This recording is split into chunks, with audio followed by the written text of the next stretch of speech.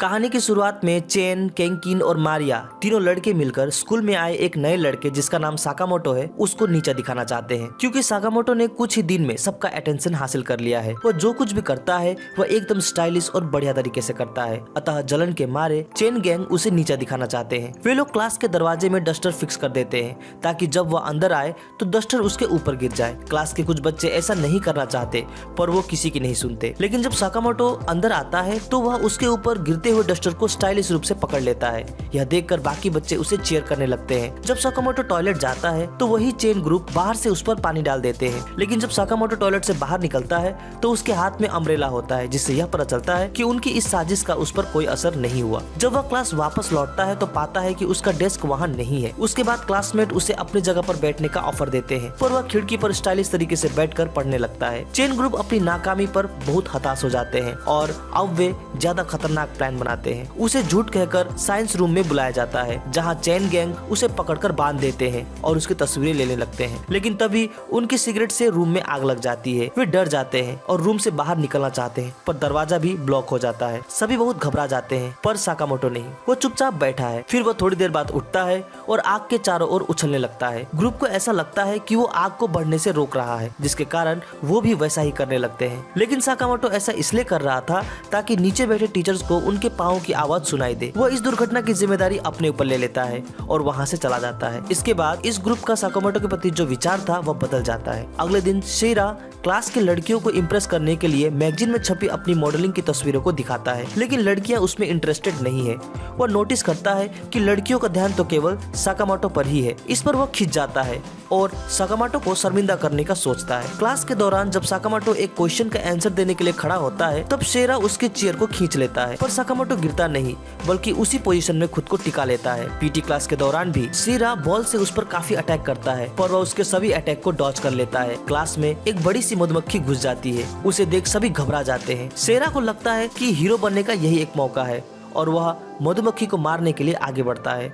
लड़कियां घबराकर क्लास से बाहर निकलती है और कमरे को बाहर से बंद कर देती है, जिसके कारण सारे लड़के अंदर फंस जाते हैं। उधर टीचर कहते हैं कि ये मक्खी काली चीजों पर आकर्षित होती है, इसलिए सभी अपनी यूनिफॉर्म उतार दे। सभी अपनी यूनिफॉर्म उतारने लगते हैं। शेरा मक्खी पर हमला करता है पर चूक जाता है, जिसकी वजह से अब मक्खी उसके पीछे पड़ जाती है। मधुमक्खी उस पर हमला करने ही वाली होती है कि तभी साकामोटो उसे रोक देता है और वह उस मक्खी से लड़ाई करके उसे पकड़ लेता है और खिड़की के बाहर छोड़ देता है। इसे देखकर सारा क्लास उसे चीयर करने लगता है। बाहर पार्क में साकामोटो नोटिस करता है कि कुबोटा को कुछ लड़के प्रोटेक्शन मनी के लिए परेशान कर रहे हैं। जब साकामोटो उसके पास जाता है तो वह उससे मदद की गुहार लगाता है। साथ ही वह कहता है कि वह घर से झूठ बोलकर पैसे मांगता है और इन्हें देता है। साकामोटो इसका एक उपाय सोचता है। वे दोनों एक रेस्टोरेंट में काम करने लगते हैं, जहां साकामोटो को काउंटर में काम मिल जाता है तो वहीं कुबोटा को सफाई करने का काम मिलता है। साकामोटो के अट्रैक्टिव स्वभाव के कारण रेस्टोरेंट में लड़कियों की लाइन लग जाती है। दिन खत्म होने तक कुबोटा को भी अपना काम अच्छा लगने लगता है। अगले दिन वो दो बदमाश उसी रेस्टोरेंट में आ जाते हैं, जहां वो कुबोटा को देखकर उसे परेशान करने लगते हैं और उसे पार्क में मिलने को कहते हैं। बाद में पार्क में जाकर कुबोटा फिर उन लड़कों को पैसा दे ही रहा होता है कि अचानक उसका माइंड बदल जाता है और वो उन्हें पैसे नहीं देता, जिसकी वजह से वे लोग मिलकर उसे मारने लगते हैं। लेकिन कुबोटा हार नहीं मानता। उसी वक्त साकामोटो वहां आ जाता है और उन लड़कों को अच्छा सबक सिखाता है। फिर वह कुबोटा को भी अपना बदला निकालने का मौका देता है। अंत में वे बदमाश वहां से भाग जाते हैं और कुबोटा को भी उनसे छुटकारा मिल जाता है। क्लास में लड़के ऐना के लिए क्रेजी हैं, पर वो साकामोटो को पसंद करती है, इसीलिए वो डिसाइड करती है कि वो साकामोटो के और क्लोज जाएगी। वो बहुत तरकीब अपनाती है, पर साकामोटो उसके किसी भी जाल पर नहीं फंसता। वह उसके साथ कोकेरी गेम खेलना चाहती है, लेकिन तभी दो लड़कियां वहां आती है और उसके साथ गेम खेलने की बात करती है। ऐना को उनका बीच में टांग अड़ाना पसंद नहीं है।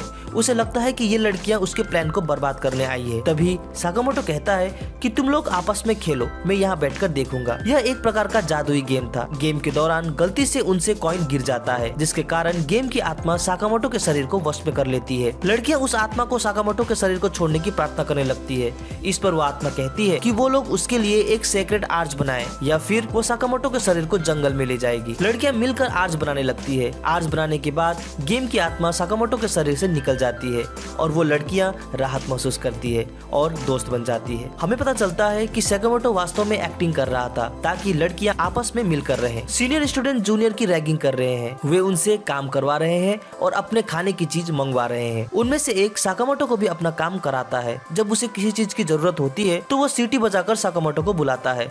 साकामोटो भी तुरंत वहाँ पहुंचकर उसकी सेवा करता है। कुबोटा उसे कहता है कि वो लोग तुम्हारा इस्तेमाल कर रहे हैं। इस पर साकामोटो कहता है कि हमें अपने सीनियर्स की बात माननी चाहिए। उन सीनियर्स में से एक जिसका नाम मारुयामा है, उसका इतना से मन नहीं भरता और वह बार बार अपने छोटे छोटे कामों के लिए भी साकामोटो को बुलाने लगता है और साकामोटो भी बिना हिचक के उसके सारे काम कर देता है। वो उसके जूते साफ करता है, उसे मसाज कर देता है, उसका सेव करता है, यहाँ तक कि उसके नाखूनों को भी साफ करता है। मारुयामा का इससे भी मन नहीं भरता। वह साकामोटो से कहता है कि ये बार बार बुलाकर काम कराना मुझे अच्छा नहीं लगता। एक काम करो, अब तुम अपनी इच्छा से मेरी सेवा करो। इसके बाद साकामोटो हर जगह हर वक्त उसकी सेवा करने में लग जाता है, जिससे मारुयामा परेशान हो जाता है। साकामोटो के ऐसे अजीब व्यवहार से मारुयामा घबराने लगता है और उससे छुपने लगता है, पर छुपने के बावजूद भी साकामोटो उसे ढूंढ लेता है और उसकी सेवा करने लगता है। अंत में मारुयामा को अपनी गलती का एहसास होता है और वह दूसरों से काम न करवाकर खुद अपना काम करने लगता है। साकामोटो कुबोटा के घर आकर पढ़ाई में उसकी मदद करता है। जब कुबोटा की माँ उसके कमरे में आने लगती है तब कुबोटा साकामोटो को जल्दी से छुपने को कहता है। इसका कारण ये था कि उसकी माँ साकामोटो से प्यार करने लगी थी। जब पहली बार साकामोटो कुबोटा के घर आया था तब उसने कुबोटा की माँ के लिए सुंदर सा गिफ्ट लाया था। उसी दिन से उसकी माँ साकामोटो के प्यार में पड़ गई थी। कुबोटा की माँ को पता चल जाता है कि साकामोटो घर में ही कहीं छुपा हुआ है। वो उसे ढूंढने लगती है। साकामोटो छुपते छुपते उससे दूर भागता है, पर वह हर जगह उसे ढूंढने लगती है।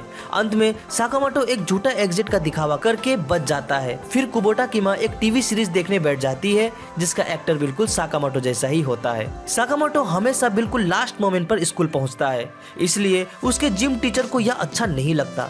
वो हमेशा से इस कोशिश में रहते हैं कि साकामोटो के आने से पहले ही वह स्कूल का गेट बंद कर दे, पर लास्ट मोमेंट में किसी तरह वो अंदर घुस ही जाता था। उसके जिम टीचर अब इस मौके की तलाश में थे कि कब वह गलती करे और उन्हें उसे सजा देने का मौका मिले। वह एक दिन साकामोटो को चेन गैंग के साथ देखता है और उनके वहाँ से धुआं उठने लगता है। उन्हें लगता है कि वो लोग जरूर सिगरेट पी रहे हैं। जब जिम टीचर वहाँ जाते हैं तो पाते हैं कि वो लोग बबल्स बना रहे थे। वो उसे क्लास में ब्रूम के साथ खेलते हुए पाते हैं, पर बाद में उन्हें पता चलता है कि वह छत की धूल को साफ कर रहा है। इसी दौरान एक दिन क्लास में पढ़ाते समय वह देखते हैं कि साकामोटो क्लास में खाना खा रहा है। वह तुरंत उसे क्लास से बाहर निकल जाने की सजा देते हैं। उसे सजा देकर उन्हें बहुत खुशी महसूस होती है, लेकिन जब वो बाहर उसे देखते हैं तो पाते हैं कि वह जानबूझकर क्लास से बाहर निकलना चाहता था ताकि बाहर जख्मी पड़े चिड़िया को खाना खिला सके। आर्ट क्लास के दौरान सभी लड़कियां साकामोटो को अपने पार्टनर के रूप में चुनने के लिए दौड़ती है, पर एना जीत जाती है और वे दोनों एक दूसरे को ड्रॉ करने लगते हैं। जब साकामोटो अपना ड्राइंग उसे दिखाता है तो वह इतना अजीब होता है कि एना बिल्कुल दुखी हो जाती है, लेकिन जब वह अपने ड्राइंग को उल्टा करके दिखाता है तभी लोग समझ पाते हैं कि उसने एक खूबसूरत परी का सुंदर ड्राइंग बनाया है। स्कूल में आग लगने की वजह से सभी स्टूडेंट और टीचर स्कूल से बाहर निकल जाते हैं। चेन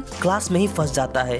साकामोटो उसे बचाने के लिए वहाँ चला जाता है। वो खिड़की से उसे नीचे उतारता है और खुद अपने बनाए हुए पैराशूट की मदद से नीचे उतरता है, जो कि इतना शानदार लगता है कि सभी उसे देखकर तालियां बजाने लगते हैं। चेन ग्रुप एक गड्ढा बनाता है ताकि वहाँ से गुजरने वाले लोग उसमें गिर जाए और उन्हें मजा आए। तभी साकामोटो वहाँ से गुजरता है और उस गड्ढे पर गिर जाता है। वो लोग उसे बचाने के लिए वहाँ जाते हैं, पर साकामोटो वहाँ नहीं होता। वो 3 दिन तक पूरे शहर में उसे ढूंढते रहते हैं, पर साकामोटो का कुछ पता नहीं चलता। अंत में हार कर वे उसी गड्ढे के सामने बैठ जाते हैं और साकामोटो के अचानक गायब होने पर दुखी होते हैं। उन्हें लगता है कि इस गड्ढे से होते हुए जरूर साकामोटो धरती के उस पार पहुंच गया होगा और ब्राजील पहुंच गया होगा। इस कारण चेन भी वहां जाने के लिए गड्ढे में कूद जाता है, पर कहीं नहीं पहुंचता। बाद में साकामोटो वहां आता है और चेन को वहां से निकालता है। हमें पता चलता है कि इस दौरान साकामोटो शहर पर ही था, पर अपने डिफरेंट आउटफिट में, जिसके कारण किसी ने उसे पहचाना ही नहीं। चेन को यह देखकर खुशी होती है कि साकामोटो बिल्कुल सेफ है। सॉफ्ट बॉल प्रैक्टिस के दौरान साकामोटो की बॉल कुबोटा के चेहरे पर लग जाती है और उसके नाक से खून बहने लगता है। साकामोटो उसे उठा कर रखता है, पर फिर भी उसके नाक से खून निकलना बंद नहीं होता, जिसके कारण वो अपनी कमीज फाड़कर उसके नाक पर पट्टी बांध देता है। उसकी बॉडी को देखकर सभी लड़कियां चौंक कर चिल्लाने लगती है। सेकेंड ईयर का एक स्टूडेंट हयाबुसा को लड़कियों का साकामोटो के प्रति इतना आकर्षित होना अच्छा नहीं लगता, पर उसका दोस्त मारुयामा साकामोटो को देखकर घबरा जाता है और उसे साकामोटो से दूर ही रहने का सलाह देता है। लेकिन अब हायाबुसा को उससे मिलने की दिलचस्पी और अधिक बढ़ जाती है। वो साकामोटो के क्लास में जाता है और साकामोटो को स्कूल के बाद मिलने को कहता है। हायाबुसा के चेलों को लगता है कि साकामोटो उससे मिलने नहीं जाएगा, इसीलिए वे उसके सामानों को चुरा लेते हैं और हायाबुसा से उसे वापस लेने को कहते हैं। साकामोटो को गुस्सा दिलाने के लिए वे उसके दोस्त कुबोटा के बाल भी काट देते हैं। आखिरकार वह हायाबुसा से मिलने चला ही जाता है। उनमें लड़ाई होने ही वाली होती है कि तभी एक पुलिस ऑफिसर वहां आ जाता है। साकामोटो उस पुलिस ऑफिसर को बताता है कि वो लोग लड़ नहीं रहे थे बल्कि पुश सोमो खेल रहे थे। ऑफिसर को यह गेम बहुत पसंद है, इसलिए वो रेफरी बनने को तैयार होता है और उनमें पुश सोमो की लड़ाई शुरू हो जाती है। वे दोनों अपने मूव से एक दूसरे को गिराने की कोशिश करने लगते हैं। हायाबुसा इसे बहुत सीरियसली ले लेता है और बहुत फोर्स के साथ साकामोटो पर हमला करने लगता है।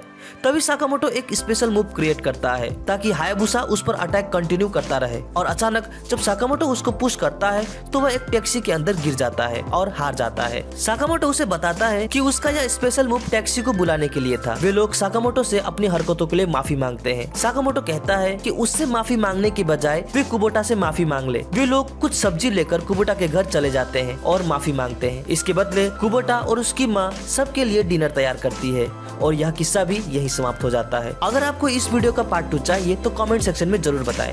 वीडियो अच्छी लगी हो तो लाइक और कमेंट जरूर करें। हमसे जुड़ने के लिए चैनल को सब्सक्राइब करें। तो मिलते हैं अपने अगली वीडियो में। Sign out.